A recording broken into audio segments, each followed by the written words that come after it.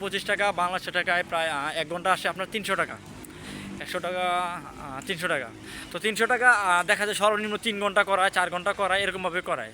তো সেক্ষেত্রে আপনি হিসাব করেন যে যদি 3 ঘন্টা করায় সর্বনিম্ন বললাম, 3 ঘন্টা করালে দেখা যায় একদিনে আপনার কত হইতেছে 300, 600, 900 টাকা আসে।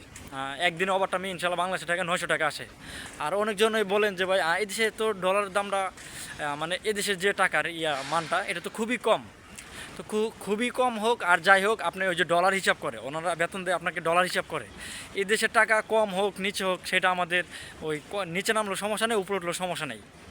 এদেশের রিয়েলটা বলি আপনার হচ্ছে 1000 রিয়েল, 2000 রিয়েল, 3000, 4000, মানে 1000 উপরে 500 টাকা নোট আছে, কিন্তু ওই যে 1000 রিয়েলগুলো বেশি ব্যবহার করা হয়। তো আপনার 4000 রিয়েল হচ্ছে $1, 4000 রিয়েল হচ্ছে $1। তো ওই হিসাব করে আপনাকে বেসিক দেওয়া হয়।